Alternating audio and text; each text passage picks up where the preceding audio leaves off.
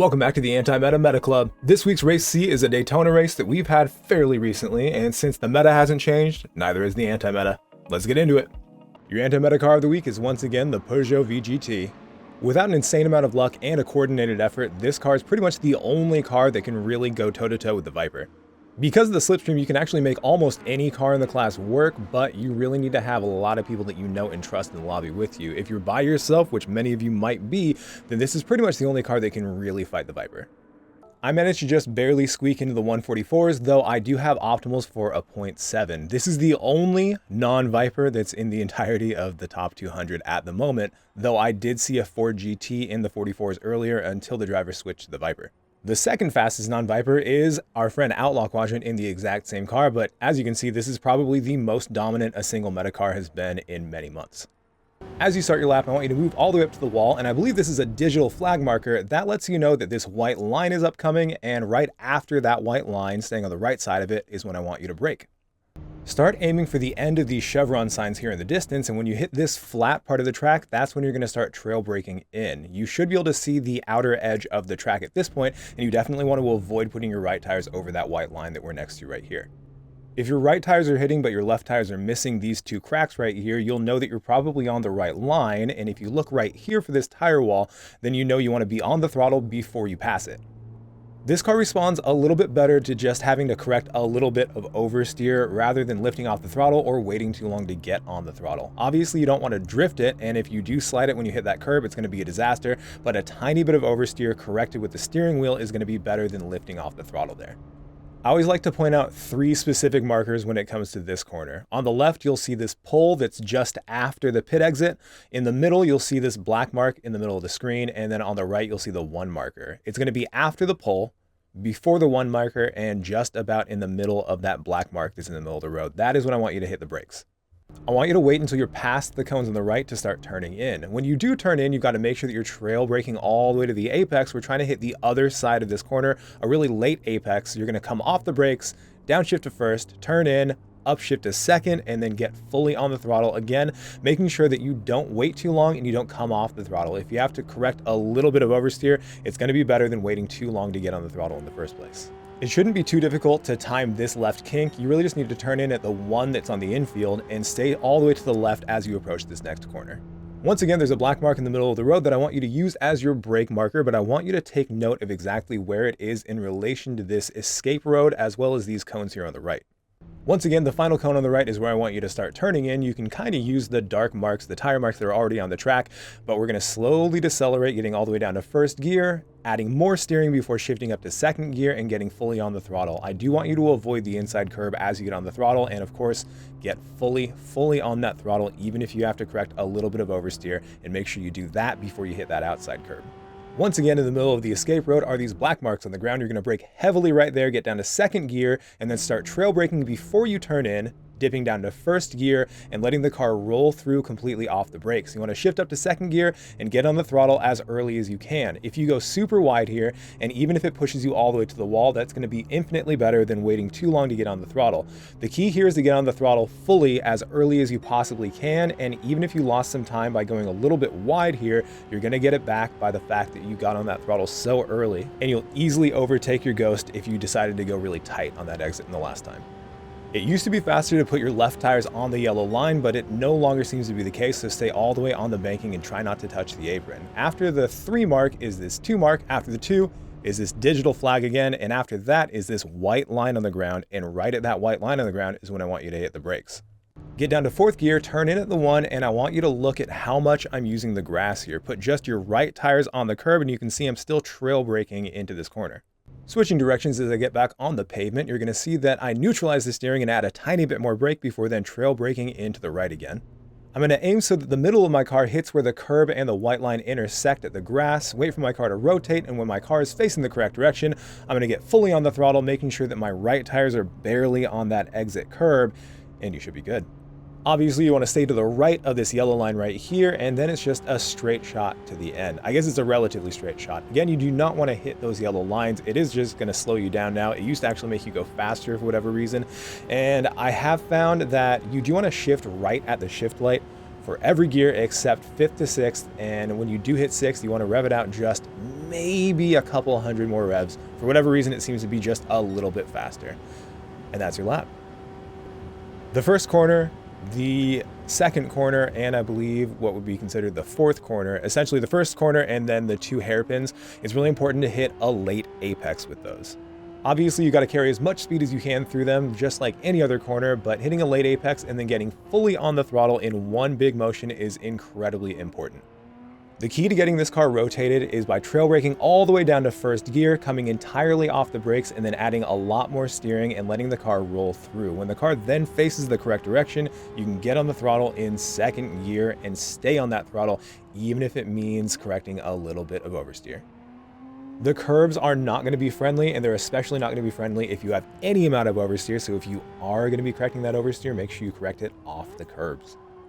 Like I mentioned in the breakdown, it's very important to get fully on the throttle as early as you possibly can, even if it means going wide. In fact, I think it's actually much faster to go wide there and just carry so much more momentum and speed than it is to try to stay close and tight to the inside going onto the oval here. I've mentioned this a couple times now, and I actually think it was just a glitch. I might be wrong about that, but there seemed to be something with riding the line on the apron, and that does not work anymore for whatever reason. The bus stop can be extremely tricky, but if you keep this in mind, it should help. Essentially, you want to decelerate all the way to the middle of the 2 right-handers. Once you are completely off the brakes and rotating the car, trying to get to the exit, that is when you want to hit the lowest speed, and then you want to get fully on the throttle as early as you can after that. Once again, you want to stay off that line, and I do suggest you look at this car in third person to know exactly when you're hitting that line, because this car is wider than any other car in the class, and sometimes you can hit things and you don't realize you're hitting them, like the walls in braking zones.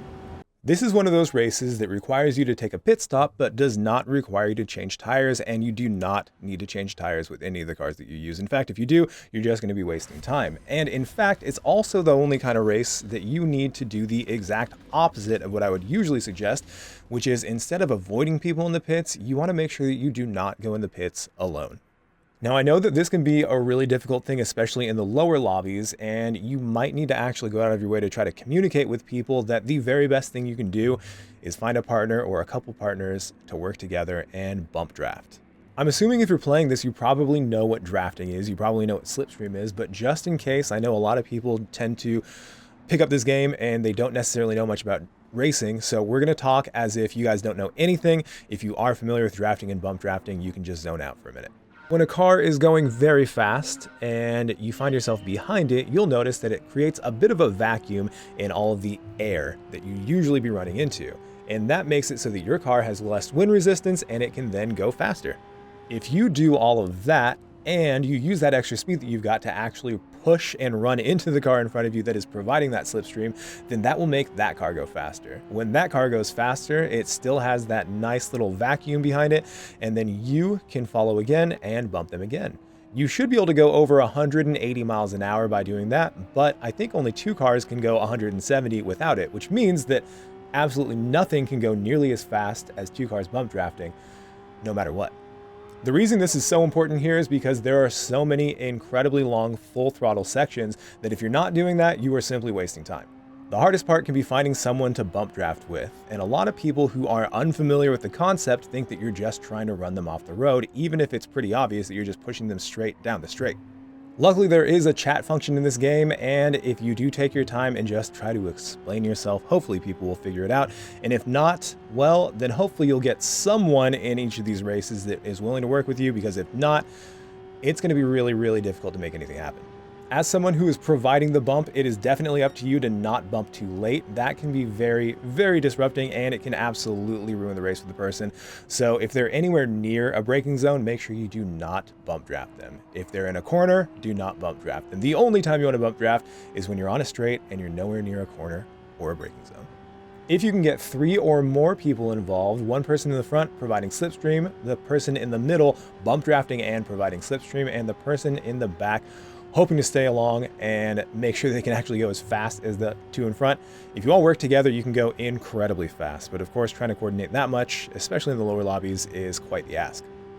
Since there is an infield section, of course, there is a chance that you'll be able to make moves in the infield, but unless you're able to get more than a second ahead of someone behind you, they're still going to be able to use that that slipstream. In fact, the slipstream distance may be longer than a full second. It might be up to 1.2 seconds, and even if you have just barely a little bit more space than would give them slipstream, like if you find yourself 1.3 seconds ahead, if you don't make sure you're nailing every single one of your exits, then it's just not going to be enough. So the best thing you can possibly do is actually just try to find someone who's as fast or almost as fast as you and stay behind them, providing bumps the entire way. You do not actually want to be in the front in this race.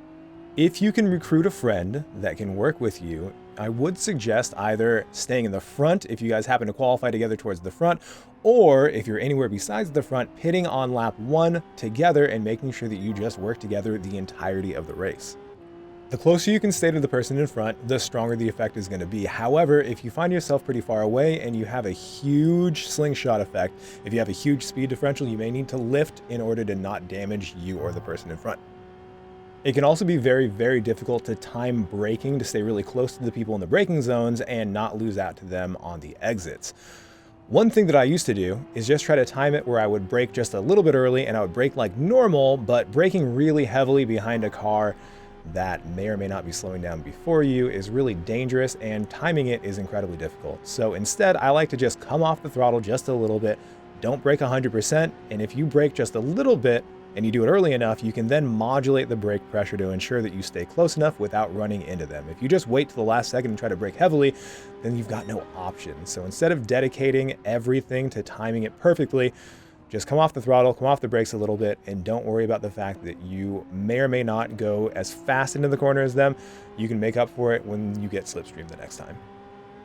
If you find yourself separated from your slipstream buddy, don't panic and don't necessarily try to force your way in. Any car can provide slipstream, and you may or may not be able to actually catch back up by slingshotting past someone, but you can also just try to adopt a new slingshot buddy, a new slipstream buddy. If you've been watching the race, I've been trying to stay behind Mr. Hellsfire, who's now in third, and he ended up passing 2 people, which meant that I no longer had my slipstream buddy. But I know Dragon Force, I know T-Bates, and I know I can trust both of them to provide slipstream and also to stay pretty quick, so I really didn't have anything to worry about. If it seemed like I was going to be able to be much faster than them, or if we got to the end of the race, then I might start making more moves, but I didn't even try to make this pass right here. I was just trying to stay tight on the inside. And since Dragon Force is a gentleman, I don't think he really wanted to move in front of me, despite the fact that it would have helped both of us out. And luckily I was able to stay close enough to T-Bates to keep staying in their slipstream, and so not all was lost.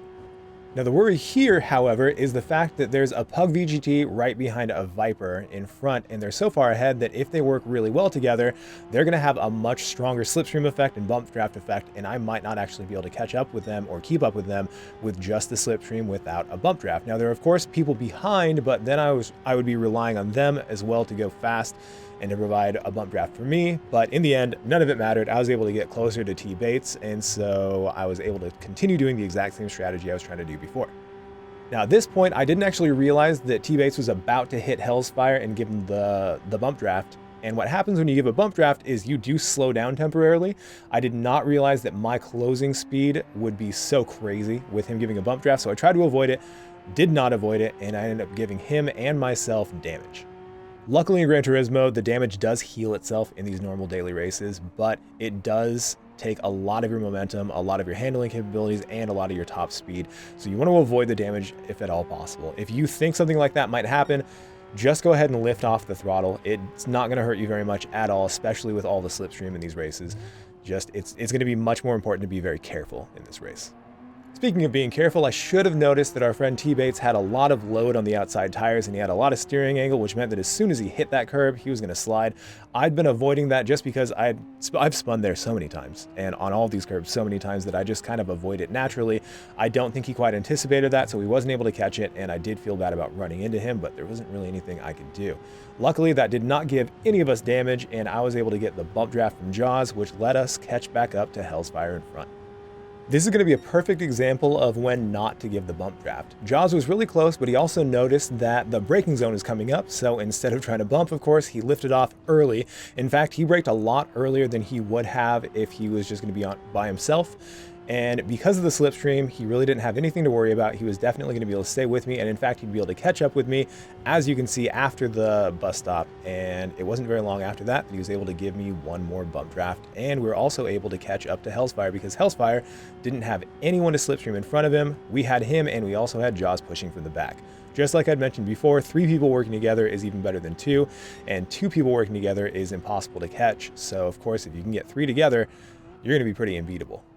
Usually in a race like this, if Hells and I were working together, we would most likely have pit early, but since we were able to get through so much of the traffic so quickly, it seemed pretty obvious that the best thing we can do is just keep pushing forward, not really having to worry about any of the traffic. And if we did encounter the people in front, we should be able to work together to get past them, or work with them to then see who could win at the end when we were all together bump drafting with each other. Now, if you look behind, Jaws is nearly a half second behind after being so close before, but like I keep mentioning, the slipstream is so powerful that you have to make just a massive gap to be able to lose anyone, especially someone in the meta car or in this car. And so it really wasn't a problem with him or for him to stick with us. Now, since that guy, King Crab Legs, ended up spinning right there, that meant that Valderrama was completely by himself. So if we did choose to pass him when we got to him, it wouldn't be an issue whatsoever. There'd be pretty much nothing that he'd be able to do to stop us, since we'd be able to work together. What I would do is just push Hellsfire, stick close enough to his bumper that he wouldn't be able to get in front of me as Hellsfire gets in front of him, and save from any kind of dirty driving. There's just essentially nothing he'd be able to do to stop us. Jumping forward just a little bit, Hells and I were catching up to Valderrama so quickly that Valderrama decided to go into the pits by himself. That's actually probably exactly what I would do, unless I thought that I could just jump in the middle of the slipstream train and then join the battle towards the end of the race.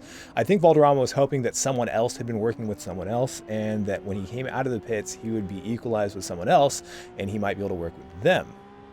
Jumping all the way to the second to the last lap, I was actually joking with chat that I thought that since Jaws was catching up so much, he was going to be really close going to the pits. And because the one thing that can affect how fast he come out of the pits is the gearing, I thought that he'd be able to actually pass me while my car was still ghosted, and I might have to battle both of them in front of me on the final lap. Exactly how I thought it might play out, Jaws was actually completely ahead of me. We were ghosted and we were together, but because he was ahead of me, he's able to take the inside line and he took second place. Now, if you recall me saying at the beginning of this video that you actually do not want to be in first place, sometimes that means you also don't want to be in second place, especially if you've got one of the VGTs behind you. Imagine, if you will, the scenario at the end of the race after the bus stop. Let's say both Jaws and Hellsfire are working together and they're going to bump draft each other. Even with them bump drafting each other, because of how powerful the VGT is, if I just stay in the slipstream, I can actually stick with them, if not even get in front of them. But we don't really expect Jaws to try to push for second place. Jaws wants to win this, certainly, so there's going to be a point after the bus stop that Jaws tries to go for a pass on Hellsfire, and since they're just going to be 2 Vipers by themselves, there's absolutely nothing they can do against the all-powerful Pug VGT. It's because of this reason, despite the fact that the Viper is definitely faster in raw pace, and working together it can be incredibly fast, the Pug VGT, if you can handle it, is even more powerful when it comes to being in the slipstream and actually in the race. Coming out of the bus stop, they peaked at 3/10 ahead, but that definitely wasn't going to be enough. Even though Jaws is going on the outside, he barely has to go any further distance than the other Viper, but it seems to be enough to almost keep him behind, but it doesn't matter because with that slipstream, I'm able to get all the way completely in front of both of them, and that's how we won the very first race of the day in the anti-meta car. Thanks for watching my video. Don't forget to like and subscribe, and I'll be leaving you with a look at my current members. I love every one of you. Thank you.